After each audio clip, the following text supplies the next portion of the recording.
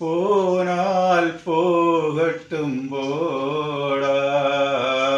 இந்த பூமியில் நிலையாய் வாழ்ந்தவன் யாரடா. போனால் போகட்டும் போடா.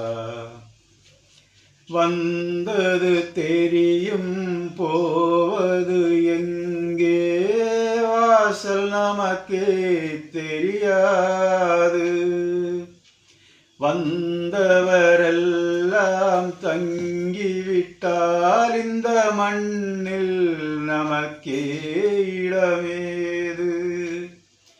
வாழ்க்கை என்பது வியாபாரம், அதில் ஜனனம் என்பது வரவாகும், மரணம் என்பது சிலவாகும்.